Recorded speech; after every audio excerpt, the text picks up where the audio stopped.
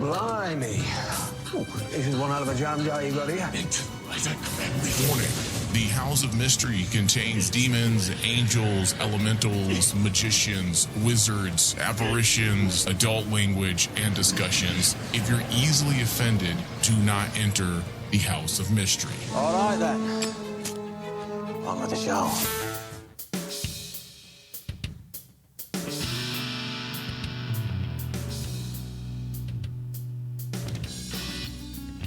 All right, hello, welcome everyone to the House of Mystery. This is the Joanna Constantine and Friends podcast. I am here dancing naked in the House of Mystery, and the bisexual demon butler is also dancing naked, not with me and not beside me. We're 5 feet apart. I'm too much of a macho man for that shit. So dumb. David is in the next room. And he does have, what's it called? Vision that you can see through things. And I'm making sure to avert my eyes. Yes, thank you. I appreciate that. All right, so we are here today to talk about one major Netflix series that we have all been waiting for a very long time. It's decades in the making, and they finally managed to accomplish getting it done, and that is the Sandman adaptation that debuted earlier this month, or I should say last month now, on Netflix. Now, if you're new to our show, I welcome you to the House of Mystery. We cover a wide variety of Joanna Constantine and Constantine-adjacent content. You can find this podcast wherever you listen to podcasts. Just search House of Mystery. We do prefer iTunes and Spotify. Those are our preferred feeds because of their rating and review system. So please take a moment if you like our show or if you hate our show and give us a review. Even a 1-star helps us out. But I prefer 4, please. Don't mess up our ratings. Okay, so as I had said at the top of the show, we are going to tackle the Netflix Sandman adaptation that has literally been decades in the making. Yes. With numerous previous adaptations being scrapped throughout the years.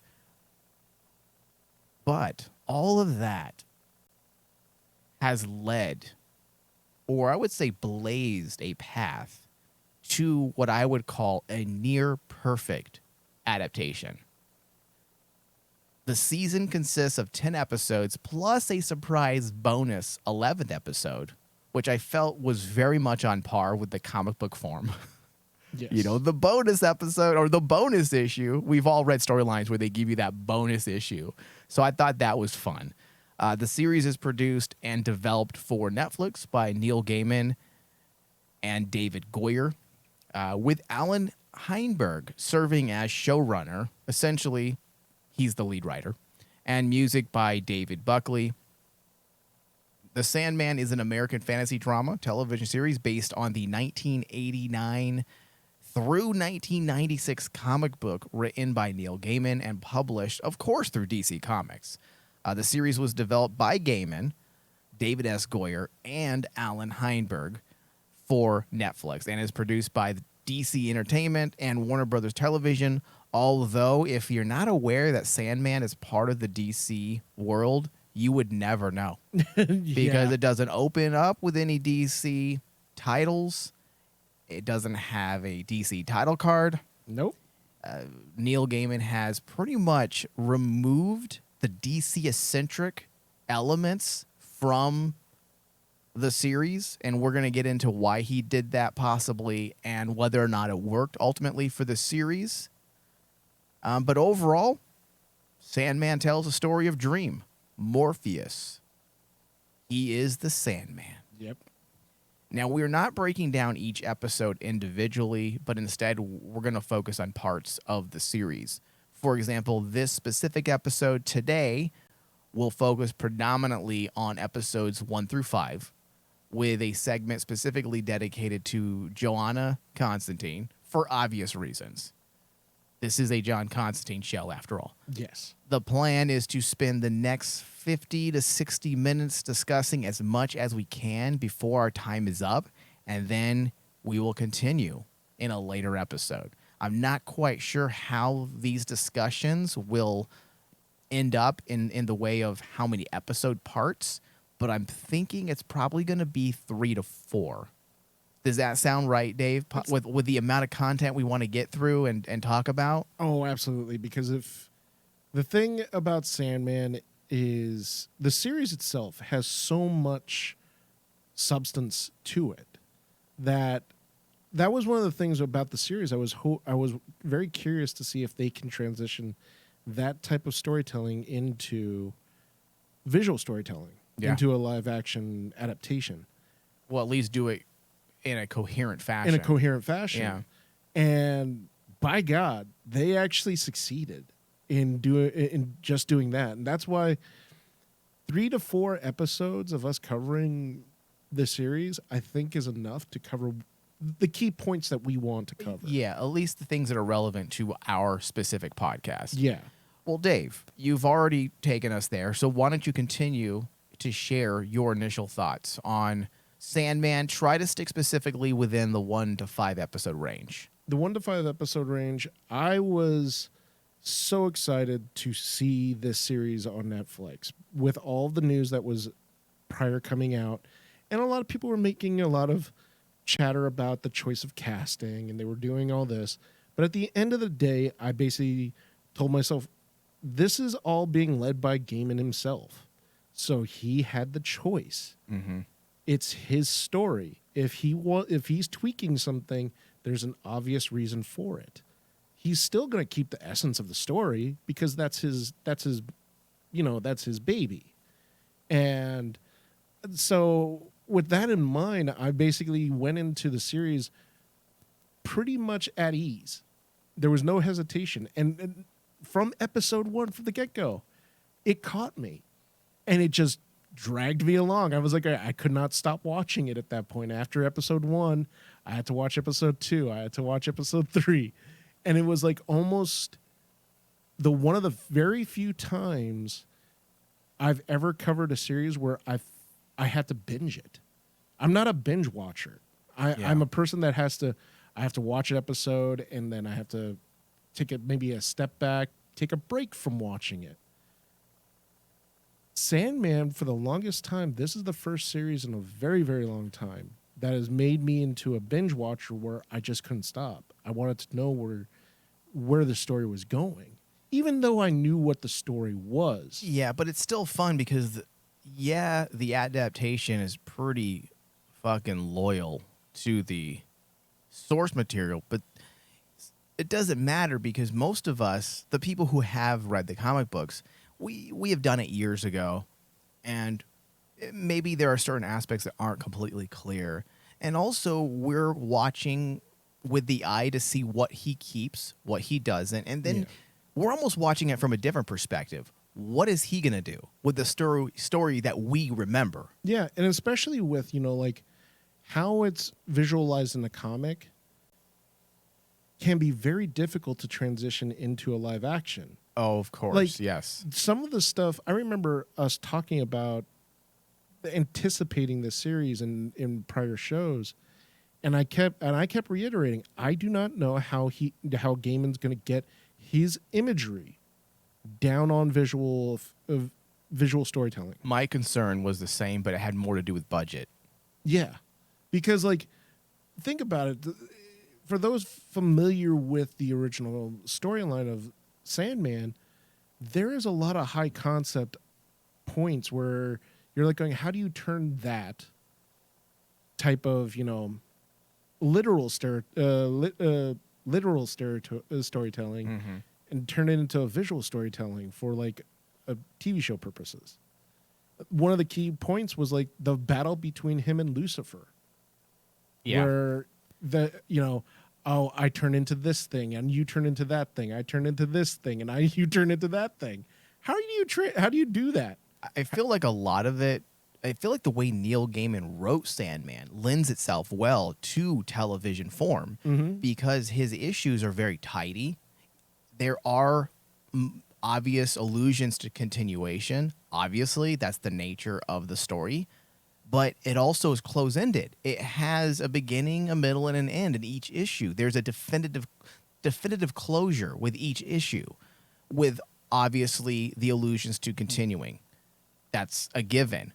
But they're just written so tidy that it worked by taking essentially one, maybe 1.5 issues and combining it into an episode. Because I know I don't remember exactly each storyline and what issue number it was in, but I know there was a couple episodes that included maybe 1 or 2 issues. Like he merged a couple of them. I think one of them is the diner episode, 24/7. I think he merged 2 issues into that episode. Yes. So just the nature of how it was written, it lent itself very well to the television form. In fact, we're going to talk about this a little bit later when it comes to the history of this adaptation. Originally, it was going to be a movie, and it only would have worked as a movie, Dave, if the studio that Neil Gaiman was able to sell the idea to was fully committed to telling the story, much like Warner Brothers was dedicated in 1999? Not 1999. 1999, Yeah. 2000 with J.K. Rowling's Harry Potter. Mm-hmm. They were committed to telling all of the Harry Potter story. Mm-hmm. And that's why we ended up getting, 10 movies? Yeah, 7 to 10 movies. They were dedicated to it. So if Neil Gaiman could guarantee that a studio was going to be dedicated to telling the Sandman story over the next 10 plus years, then I would say, yes, give it to a studio and let them start hammering it out and fleshing it out for the purposes of a theatrical run.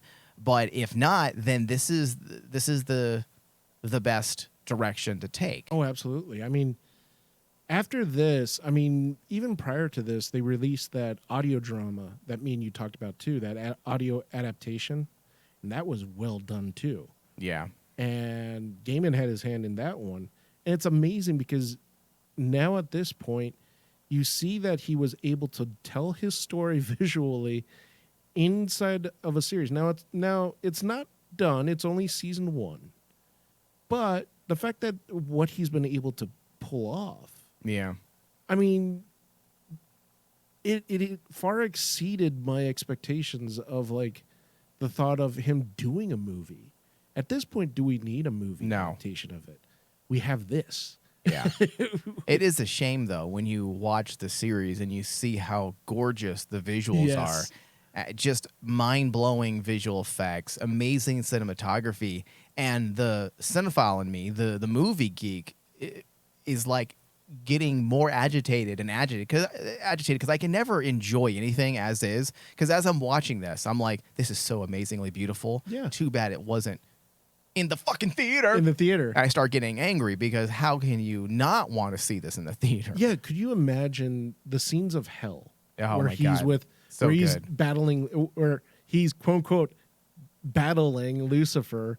Yeah. All those effects on the big screen would have been amazing. That scene came out way better than I could have imagined. Yes. When Lucifer turns into the dire wolf, Yeah. to begin things, I'm going, okay, that does not look that bad. Yeah, it was pretty It good. was pretty good. Okay, so I want to start officially on the thought pertaining to adaptation and the nature of the streaming platform, because I feel like it's appropriate and goes right in line with what you were talking about when it comes to adaptation.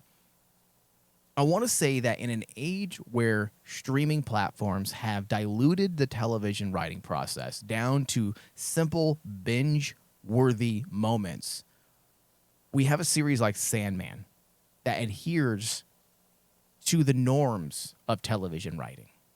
What do I mean by that? A lot of shows have thrown out the tried and true craft of writing for seasons of television that are governed by loose narrative structure that meander and have murky per episode intent. In layman's terms, streaming and binge entertainment have created a general lazy attitude toward writing with a mere single goal: to get to the final episode. I've been saying this for several years now, and finally, film and media academics have caught on and are now attempting to study the trend, because the nature of streaming came out of nowhere, and it has fostered a group of writers who haven't been thrown into the fire of true network television, where they must adhere to specific rules of structure that have been the method of writing for going on almost 100 years. You know that saying, don't reinvent the wheel? Yes. Streaming has literally reinvented the wheel. They're trying to. And because of that, we have a lot of beautiful looking shows with bigger budgets, but they suffer when it comes to story Yes. because they're designed for binging. So because of that, they don't have that conclusiveness that you need that allows a better structure per episode. Mm-hmm. And it's taken a long time for people to realize this. I've been saying it since about, 2016, 2017. And now with Disney Plus, HBO Max, what's the other ones? Hulu, Amazon. There are so many streaming platforms now that more and more people are seeing those red flags and realizing that a lot of these shows aren't actually that good. It's tricking you. It's hot girl mentality. You know how like you see that girl with all that makeup on and you're like, oh, she's hot. But then she takes the makeup off and you're like, oh, how dare you trick me like that? It's like that. It's not really that good. Yes. My point, I guess, is that it is refreshing to watch a well-written series that actually sticks and adheres to the basic principles of television writing. To continue your example, Mike, essentially Sandman is the hot girl, and when she removes her makeup, she's still smoking She's hot. still hot. Oh, you still hot. You take her home and you have sex with her, Oh. and you wake up the next morning and go, you're still beautiful. You're still hot. It's still hot. I didn't have beer goggles on. Praise the maker. I'm sure, ultimately what helped with, I suppose, the structure and the well-written aspects of Sandman, as I said a few moments ago, has to do with how tight the Sandman source material is in itself. Yeah. Well, and it makes sense, too, because I've always told people is like, when you read Sandman, it seems like you're reading it really condensed and it's fast, but there's so much going on. It forces you to go back and reread it to make sure, hey, what did I miss? Right. Because each issue of the source material, it can stand on its own. Absolutely. In terms of story. There's a definitive beginning, middle, and end. And because Heinberg did an excellent job adapting it, the structure and ultimately the per episode aspects of the series is strong. Mm-hmm. Because he just followed what Gaiman laid out. And if you think about it, I mean, Which doesn't always work, mind you. Many doesn't. times you play fast and loose with the source material because, as we have said numerous times on countless shows, different mediums are different, obviously, and you can't expect to adapt a book or a comic book sometimes 100% accurately to screen because it's a different medium. You're dealing with a visual medium. Mm-hmm. But as I said, the Sandman issues, it feels like Neil Gaiman always wanted this to be something other than a comic book because the way it was written. Well, because like especially when you take a look at the original issues and then you actually break it down, it feels like a episodic format Yes. of television. Yeah. Where Episodic have- serial, a little bit of a hybrid. yeah, where we have like, okay, we have this main story, which is Morpheus getting his items back, right? Right. That is the main Right. story arc. But in the meantime, each of the items represents a different story Yep. that is to kind of like elaborate more on the character of Morpheus. But David, now you're exactly right. And some of the best TV shows are written like that. And I'm gonna go to one that pretty much everyone has watched, X-Files. You have the ever-evolving mythos of the conspiracy. Every season you have something dealing with the big conspiracy that propels, motivates the protagonist, which is Mulder. But then in between each episode, you have close-ended stories as well. Yes. Or stories that can be told and stand on their own. Yeah. With a slight continuance alluded to in the end for the bigger story. And that's how Sandman's written, essentially in comic book form.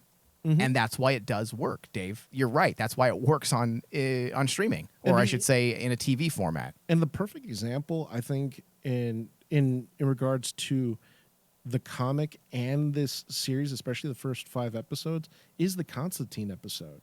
Yeah. The Constantine episode can be held on its own because you're dealing with a story. You're still dealing with Morpheus trying to get his items back, but also you told this standalone story and introduction of Joanna Constantine, where it's about. It was interesting that they went the route they did because they kept the original story intact, which is John's past relationship with his ex-lover is the one that draws him in with Morpheus. Yeah, we'll talk about that episode a little bit more in a bit. And the whole story has its own little story arc. Yeah. But still, it does not forget about like who the main character is, which is Morpheus. Well, because while you're dealing with the immediate, let's say, narrative, they're not forgetting about Morpheus. In fact, if anything, the way they had him essentially observe and investigate, it actually helped build out his characterization. Yes. Even though he wasn't doing a lot in certain episodes, just He through still was. Exactly. That's the weirdest through thing. the mere act of being present and through observing, you learn a lot about his character. Yeah. And that's the thing I thought was going to be really cool about the series is like, I wanted to know if fans, especially if fans are not familiar with Sandman, could gravitate towards a character like Morpheus. Because like, it was interesting when I watched it with my wife, who is who does not know anything about the Sandman universe. She doesn't know anything about the comics. And I was watching her, seeing if she was engaged at least with the characters. And after she watched so many episodes with me, all I said, "So what do you think?" He says, "I don't know why, but I really like the character of Morpheus, even though he doesn't do anything." It's because he's so hot and dreamy. I said, I joked around. I said that. She said, "No, as a character, it's kind of like you know that he's doing something, but he's not." He's not doing something physical. It's almost his superpower. And she said his superpowers is his mind, which is like it makes him really impressive as a character. Yeah. Well, the actor that played him was I great. thought Sturridge is that his last name? I think it's What is say it? it. Sturridge? Sturridge. Yeah. So all that being said, on top of all that greatness, we also had amazing cinematography, and the chosen framing was so perfect, along with the careful attention to the mise-en-scène and iconography, and then the casting of Tom Sturridge, David Thewlis. Is that how you say his last name? The guy that played John D. John D. Yes. Then Jenna Coleman, Gwendolyn Christie, just to name a few. The casting, despite all the controversy surrounding the so-called gender bending or gender swapping, I thought was very well done. Great casting overall. And you can't forget Boyd Holbrook. I mean, his Corinthian. Oh, yeah. Corinthian is freaking awesome, dude. Everyone, did a good job. But yes, he was good. He was legitimately disturbing at times. And that was the best part. Was like I was telling my friends, like, just keep watching. Corinthian's not really a bad guy per se, but he is very demented. He was great. I loved him. So let's talk casting and acting briefly, a little bit more in depth, because if one had to point to any controversy any one controversy pertaining to this show, it was from the casting side.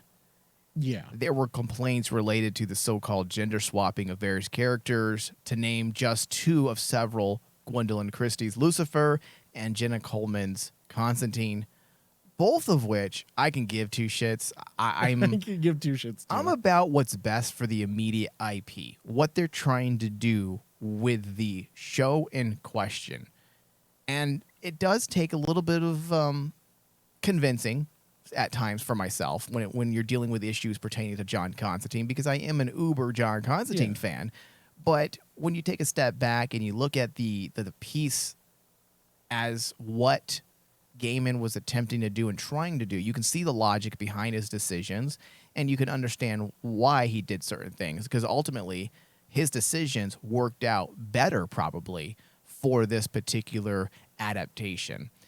As far as Lucifer goes, I mean, technically the character is genderless anyway. It's genderless, yeah. And that one didn't bother me because of that. You should have saw the trolls. The And a trolls lot of are- it had to do with people who weren't comic book readers who just remembered the Lucifer series. Yes. And I will gladly jump over there with those Lucifer fans and say, yes, that TV series was fun as hell, because Yes. it was. It was. It was very well done. It wasn't really the Lucifer from the comic books, Exactly. but it still was a good, really good show. So I think that's the reason why a lot of people were complaining about the Lucifer side, because they felt like, well, why don't you just connect the universes and make it work? Because Gaiman's universe doesn't connect to that Lucifer universe. Yeah. And then when it comes to Joanna Constantine, I was fine with what they did. From a producing and writing standpoint, it makes sense. You're dealing with a 10 to 11 episode series. An episode order like this doesn't give the writers much wiggle room to properly develop an endless array of characters, especially since the story is ultimately about Dream, Yes. about Morpheus. It's So about Morpheus. you have to consolidate. And setting aside the licensing aspect for a second, it makes more sense to develop one character properly and use them appropriately. So by merging the two characters together, I feel like ultimately it brought the greatest goodness to the overall series. It made the story more consistent, because like Yes. we didn't yes. focus. It's now not about focusing on it's John Constantine. No, it's focusing on the importance of his bloodline, the bloodline of the Constantines, and that's why I was like going. Number one, Joanna Constantine is not a brand new character, and Right. it was not a merger of characters right off the bat. There is a Joanna Constantine in the Sandman universe. In fact, she appears, issue 7, I want to say, Yeah. in the Sandman series, Lady Joanna Constantine. is when she first makes her appearance. And in a funny sense, Gaiman created Lady Joanna Constantine to kind of be a homage to Alan Moore's Constantine. That's why he created her. And the fact that basically now he's able to bring his creation and take the character that he really admired and put them together and kind of say, okay, their legacy is what matters. It's Yeah. not about John. It's not about Joanna. It's about their family. Yeah, Their and family's messed up. Yeah, and David, just to back you up, because I agree, when you're dealing with a relatively short episode order, we don't have time to delve in. It works in comic book form, but with television, you have to properly flesh out characters. Yes. And if you had Joanna Constantine pop in an issue or episode 6 without any development, we'd be like, who the fuck is this character? Like, oh, this is bad writing. You're just going to drop a fucking character in on us. Yeah. And then let's say they decided, you know what, we do need to give her some development. Well, then we're going to have a whole other episode where they have to take away from the main storyline so they can develop this character and so that we can understand her backstory. Who doesn't show up who doesn't show up all the time. Right. So by merging the two characters, because John Constantine was introduced in the Sandman storyline, I believe in issue 3, You Yes. had Joanna Constantine introduced, I believe, in issue 7. So if you merge the characters, you kill two birds with one stone, you save time, and you allow the relevant story pertaining to Sandman to progress unhindered by much needed, if you did it, character development. So I think this way, by consolidating, it just allowed them to do more with less episodes. Yeah, and in a lot of ways, this is one of the elements that I'm not gonna say I was worried about, because as I said, I had complete faith in Gaiman. Yeah. But this is one of those elements I was curious what he was gonna do, and I thought, and after this, I'm like, this was the perfect way of doing it, Yeah. because he didn't even change the story of issue number 3. I know. Where John Constantine is. Well, according to him, he did. Yes. Which I thought was funny because, and listen, I understand Neil Gaiman's trying to combat trolls. And when he gave the excuse, it's not a gender swap role. Yeah. Because it's a totally different storyline and a different origin story. I'm like, okay, Neil Gaiman, I understand you're annoyed with the trolls, but that makes no sense. That makes no sense. Because that's essentially saying that every single Batman movie we've watched isn't the real Batman because his origin story is slightly different. And that's the thing, is kind of like, honestly, doing it this way focused the element or the essence of the story, which is just like what you said, is it has to maintain the fact that our main character is Dream. Mm-hmm. It's about Morpheus's journey. Yeah. We can have this fun stuff with Constantine and Joanna Constantine and John Constantine, but it should never deviate from the story of the Sandman. Yeah. All right, so let's move past the controversy and talk about Jenna Coleman and how they adapted and merged the two Constantines into one. I will say that whoever tries to tackle a Constantine live-action series, let's say it's going to happen, we know.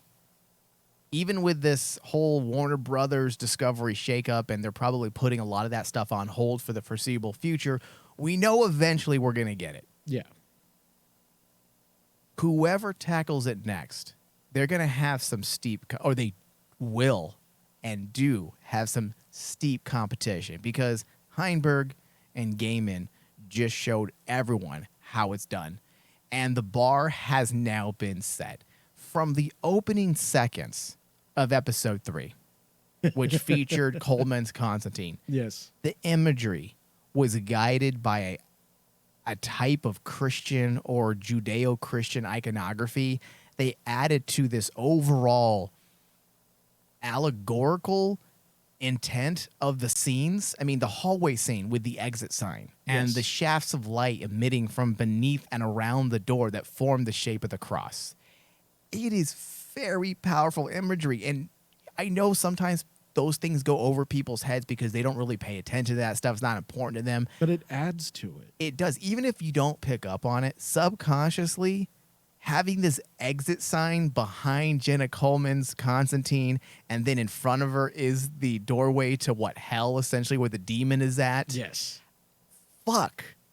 That is so good. It is so good. And that's why I say this show is so well developed and intelligent, because they're not just relying on the go-to traditional writing norms. They're also using filmic concepts to give the series a more cinematic scope. Yeah. And of course, the language of images is just as powerful as the verbal language itself, even if we don't know exactly what it's saying. It's there. It's subconscious. And interestingly, David, and I think you had said this a few moments ago, they alluded to bigger things in this series pertaining to Constantine Yes. than I want to say even the comic book did within those initial issues. True, the graphic novel firmly established a legacy of sorts, but the series alludes to something a bit bigger in scope, or at least richer in mythos as it pertains to Constantine. And perhaps if we get a season 2, they will delve into some of those elements. I like this aspect specifically because despite Gaiman claiming that this is not a gender-swapped role, although it kind of is, the argument against that, he's merged these two, And that's just fine because by the way I look at it, don't just merge and swap if you're going to do it, right? If you're going to merge and swap characters, offer the viewers a different perspective on the character, Yes. or add a layer of story that wasn't present. Yes. And they took other concepts pertaining to the ongoing but currently at a standstill mapping out of the Laughing Magician bloodline. And that's what really worked for me, because the Laughing Magician bloodline wasn't introduced at this point in Constantine's history. And it wasn't introduced in the game and storyline either, I don't believe, right away. Not right away. It was actually later on. It was Even first after. introduced in a Hellblazer title itself, I believe. But my point is that he is, despite what some of these Constantine babies, and I love you, Constantine babies, I'm one of you, but when it comes to this point, I just don't agree. I feel like he did a great job, and even though he gender swapped and got rid of the male version of Constantine, he's still paying tribute to Constantine. Yeah. By mapping out this larger storyline pertaining to the Laughing Magician. The moment Constantine's name was mentioned, what did Dream say? He says, I know of a Constantine from hundreds of years ago. So right there, you get that introduction, which I believe that element was also in the comic books. So I really like that, because he's not forgetting about the history of Constantine, despite the fact that he did go and rip out some of the more DC-eccentric aspects like the Justice League and of course, John Dee's villain alias. Some of those in Arkham Asylum was removed as well from the series. But he didn't do that when it comes to the Constantine storyline. The Constantine story, he still kept that element because that element of Constantine is still important to the story of Sandman. Even though some of those things were never his creation. That's why I'm saying it wasn't just him trying to pay tribute to himself. Well, this is Constantine. This is what I did in my comic book, so I'm going to do this. He took elements from other storylines and put that in as history into his series. Yes. And I thought that was a nice touch. And it showed that he does respect the character and cares. Yeah. Because, like, the fact that... Does any of that make sense? I felt like I just rambled for like 10 minutes. No, it makes sense because essentially, as I alluded earlier, John Constantine was a character that Neil Gaiman really admired, that was created by Alan Moore. And like, he always wanted to use the character of John Constantine, and there were times when he wasn't able to. Yeah. So instead, it makes sense that Gaiman would actually add to the mythos of Constantine, add to the mythos of, like, when he gets a shot like this, he's going to use every single element that, as a fan of Constantine, you're going to throw in there. Yeah. The fact that he threw in, like, the whole thing with Astra, I was actually really impressed, because, like, that wasn't a big thing in the original Sandman. They alluded to the Newcastle incident because wasn't he having nightmares about it? He was having nightmares, but you didn't know what the nightmares were. That's right, yeah. And then, like, the only thing that Morpheus would tell Constantine is, hey, your nightmare's not going to bother you anymore. But we know that what the nightmare was. And the fact that Gaiman took this time to allude to Constantine's nightmare even more, and bring up Astra and bring up, the whole exorcism thing, shows that he really, really loves that character. Yeah. Even though he's not able to actually use John, he's still going to say, hey, I'm going to still take what I could use, which was Joanna, and I'm going to add it to the mythos of the Laughing Man, the Laughing Magician. Now, speaking of the Laughing Magician bloodline, I have a list here of all the ancestors, and that's why I get excited when he starts talking about the Constantine legacy, because I like, oh shit, what if this series does super well on Netflix and then we get a spin-off series on, let's say it's not John Constantine, let's say it's just a story about the Laughing Magician bloodline. That would be so great, especially if they go into the past, like if it's a period piece. So the very first ancestor that's listed here is Constantine Constantine. or Constantine, depending on how you want to pronounce it, but it's spelled differently. It's spelled Konstantyn. He was from 400 AD. He was the legendary king of England after the death of King Arthur, Yes. and is the oldest known ancestor of John Constantine, and he was responsible for pushing the influence pagan gods aside by having them incorporated into early Christianity. That's interesting. Which basically they're taking the historical Constantine. That's what they did. The one that made peace between Roman and Christian beliefs and merged the two, which eventually formed Catholicism. I did not even realize that's what they did until I just read this. Yeah. Constantine, 500 AD, deceased. Then you have the 16th century Jack Constantine. Then you have the 17th century Constantine, Piotr Constantine. Piotr. Piotr? Constantine. Piotr. He's Russian, I'm assuming. Yeah. Terrible accent. Then you have Harry Constantine. Whoever came up with that name, they just weren't trying. Harry, come on. Harry Constantine. The thing I liked about Harry Constantine, Same thing though, with Jack Constantine too. Like, how basic is that name, Jack? the thing I liked about the idea of Harry Constantine was he was Harry Constantine.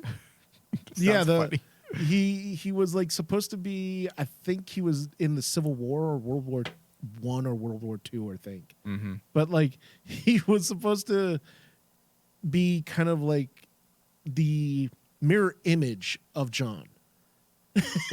Yeah. So all of these so far have all been introduced in a Hellblazer series at some point. Let me go back. I'm sorry. Constantine 400 AD was introduced in Hellblazer Annual 1. Constantine 500 AD was introduced and only seen in Destiny, A Chronicle of Deaths Foretold. I have no idea what that is. Jack Constantine was introduced, or at least mentioned, in Sandman issue 13. Yes. The Russian Constantine, his first appearance, which I do remember this, is the Trenchcoat Brigade. So I do remember that, issue number 1, and his last appearance was Trenchcoat Brigade issue 4. That's why he seemed vaguely familiar. Harry Constantine was introduced in Hellblazer issue 62. And he was the one that goes from 1619 to 1993 AD. And if I'm right, the thing that He's was the messed World up, War. He's the Civil War one. You said. yeah. And if I'm not, another messed up thing was that because I remember parts of the comic, I think Constantine, like John Constantine, digs up his grave or something. Yeah. And then murders him again.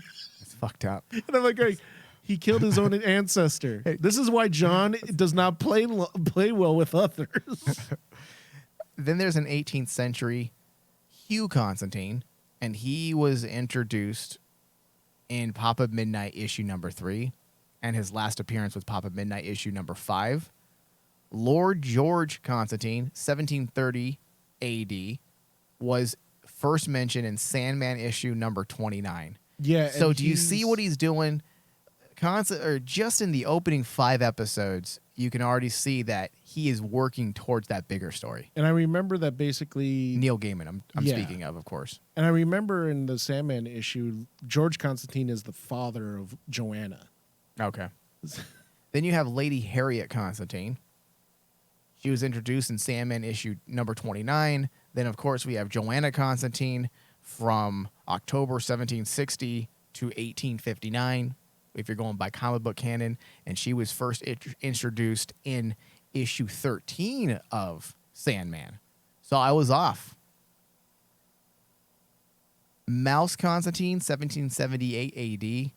What is that? Joanna Constantine's illegitimate daughter who Joanna kept as her ward. Yeah.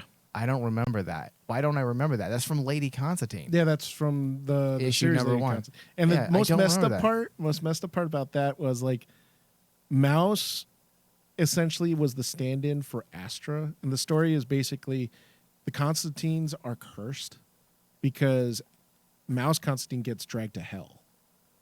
Okay. Similar to like what happens to Astra. Yeah. I like that parallel. James Constantine, 1767 AD, was introduced in Hellblazer issue 105. And then Dark Conrad Constantine, 1780 AD, and his first appearance was Swamp Thing issue 114. Of course, the Swamp Thing issue. Yeah. So there's a lot.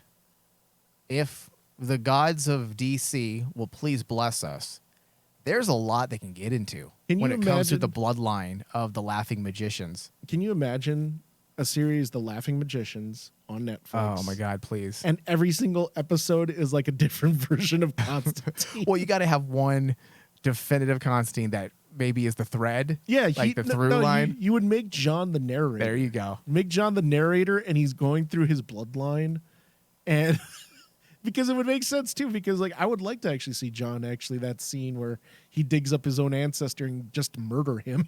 Yeah. All right. Because we focus on Constantine-eccentric elements, we will not delve into every single character. In fact, I want to talk about Sturridge briefly and then move on. Okay. Tom Sturridge, in my opinion, is the perfect choice for Morpheus. He was born to play the role. It was Oh, exactly what my mind had envisioned all those years ago when first reading Sandman. The voice, David, is exactly as it was in my head. Yes. And something as abstract as Dream's presence was perfectly embodied and made tangible in pretty much the same way I had created in my mind. Well, the thing that was really amazing was when you read Sandman, the comic, Morpheus's dialogue is presented in these like balloons that are like jagged and in black text, and they have like this coldness to it, right? Yeah.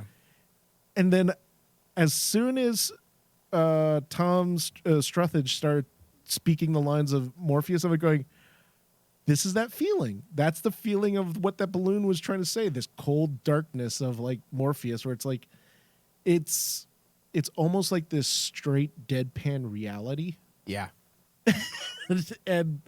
But it's like it echoes, and I love it. I love when he started talking, because it was like I was worried, how are they going to get that same feeling? How are they going to, because the voice of Morpheus in the comics is very important, because he's not the atypical superhero. Oops, sorry. Nope. We're not going to a break. We're not going to a break yet. But he's not the atypical superhero who goes through and has superpowers like Superman, Batman, and Wonder Woman, like the Trinity. His powers are more subtle and subtext. And when Gaiman was telling the story of it, the way his narration works for characters, I wanted to know, how do you actually transition that and get that same feeling, that same vibe? Mm-hmm. And as soon as I heard Tom's voice, I was like going, okay, that makes sense. Yeah, the cold, deadpan, there's no emotion. Yeah.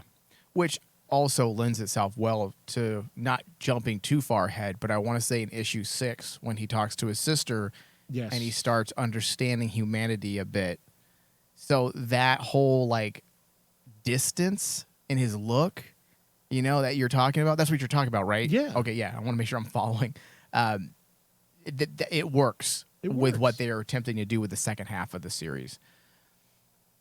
So one of the tactics employed to keep the show focused was the removal of all of the, I suppose you can say, top tier DC inclusions. Yes. For example, one of the main antagonists, John D., whose alter ego is known as Dr. Destiny. Dr. Destiny. He's a big deal in the DC world, which, you know, that pseudonym was removed. It wasn't mentioned. There was no allusions to his villainous reign and near destruction that he bestowed upon the Justice League. Yes. In the comic books, this is a character that was committed to Arkham Asylum and had nearly destroyed the Justice League. Though some viewers, Dave, appeared to have some concerns over these exclusions, I feel like I think both of us would agree that ultimately it needed to be done. Whether it was licensing issues or not, that's not the point. Yeah. If Heinberg and Gaiman would have included, if they would have included these bigger DC cosmological aspects, it would have distracted more than support the immediate story. Exactly. If you got to remember, a lot of people don't know what Sandman is. Mm-hmm. They don't know that's a DC property. There are people who watched it, reached out to me and said, "Hey, I'm watching Sandman on Netflix. There's a Joanna Constantine character in this." I'm like, "Aren't you a Constantine fan? Is this DC?" And I was like, yes. Like, and they're like, "I had no idea." Most people on Netflix, when they're just watching TV shows, they don't know everything about DC comic books. So if you were to throw in Dr. Destiny, it would have changed the vibe of the show. If you would have included names like the Justice League, it would have distracted people. It would have taken people out of the actual story, the relevant story. I'm going to say something that basically is probably heresy to a lot of comic book No, fans how out dare you? I'm there, going to burn okay? you at the stake. I am going to be honest and say that one of the issues I have with a lot of comic book adaptations, whether it's DC or Marvel, the problem that I have with it is people focus too much on the outside. They don't focus enough on the story. It's been happening a lot more of late. And more people say, "Oh, but what about this character? What about this Easter egg? What is this character?" Who cares? More and more people are concerned with things that don't matter. Things that don't like matter. Charlize Theron showing up at the end of Doctor Strange. Doctor Strange. Like, the articles out there are not about reviewing the movie. It's about, "Oh my God, Charlize Theron showed up in Doctor Strange. This means that we're going to get this movie and this storyline and this is what it means for Doctor Strange." Well, what about the Exactly. movie itself, bro? Exactly. And that is the one thing I was going to say. I was absolutely going to be terrified that Sandman would get turned into. That's what I was nervous about too. Because, like, I like the little nods to the DC universe. I do. Of course.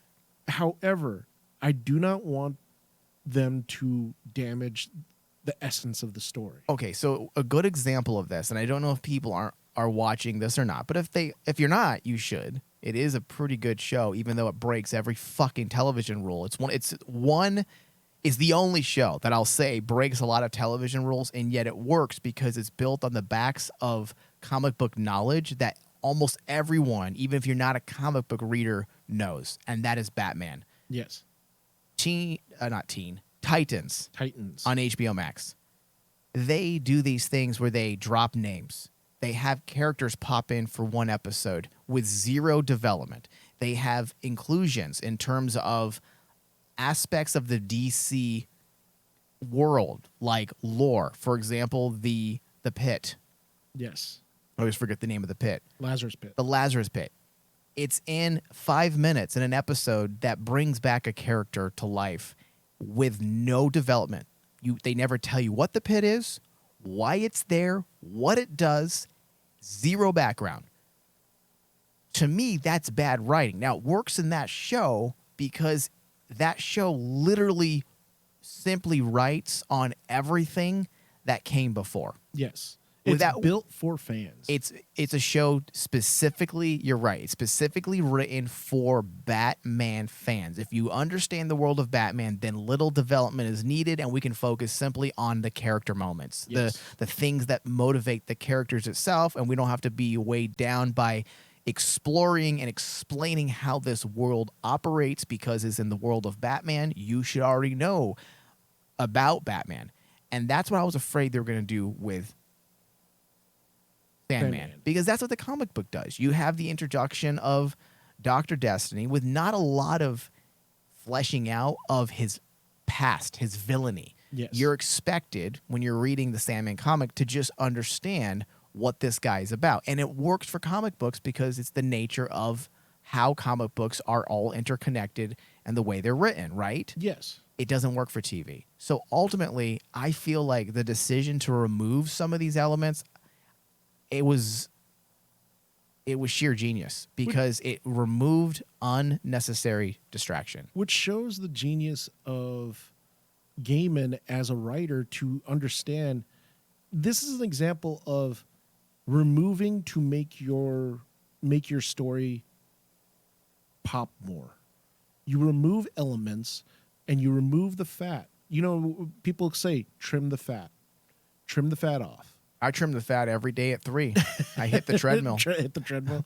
But like every time I talk to other writers and everything, they always say, "Oh, everyone's always saying you got to trim this and trim this and trim this." I don't want to trim anything because it takes away from my story. Mm-hmm. No, we're making your story more centered. There's 2 things that everyone should trim in their life: their ball hair and a television script. If And you're a writing, television script. yeah. Exactly. Do you back that up, Dave? Do Absolutely. you co-sign that? Oh yeah, Manscaped, baby. Go ahead. What were you saying? I'm sorry for interrupting with that stupid comment. But like, that's the thing with when I watched, especially the 5 episodes that we're talking about. The fact that Gaiman showed what makes good writing is the ability to look at something and fine tune it. Yeah. I don't need to actually tell about Dr. Destiny's background because Dr. Destiny's background does not pertain to the story of Dream. The importance of John D is the fact that he has the ruby. Mm-hmm. That's it. That's the point. Yeah. That's the point. And because of how they handle this, I have a greater respect for Neil Gaiman, and I've always been a big fan of his work. But I have a different level of respect for him because obviously this is a project he cares about. Yeah, obviously. But where most creators find it hard to separate themselves from the work, he's able to separate himself from his baby and do what's necessary in order for this to work as a TV show. yes.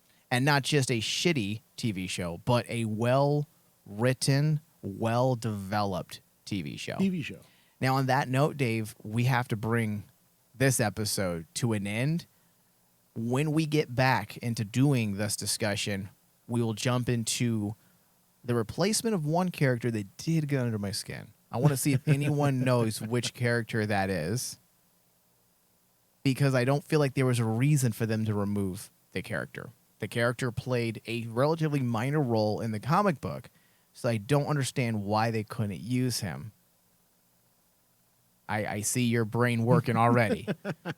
So we'll talk about that, and then we're going to talk about our favorite episodes of the first 5. First 5? Okay. Then we'll talk about the development history behind Sandman. Then we're going to grade episodes 1 through 5. That's what we'll do during our second discussion. Okay. All right. I want to thank everyone for listening. Be sure to find our show on iTunes and Spotify. Just search House of Mystery. Also, we offer a companion show that's exclusively available to our Patreon subscribers. So if you go to patreon.com/RainmanDigital, you can pledge just $1 and you'll gain access to the show, which we call the Oblivion Bar. And it's essentially this show, just a little bit shorter, and it's a little more casual. We play fast and loose. We shoot from the hip during that show. Yeah. There is no structure. There's no show. rules. No rules. No rules. That show feels like a shitty Netflix binge streaming show. All right. On that note, I want to thank everyone for listening, and thank you, David. Thank you. Bye-bye.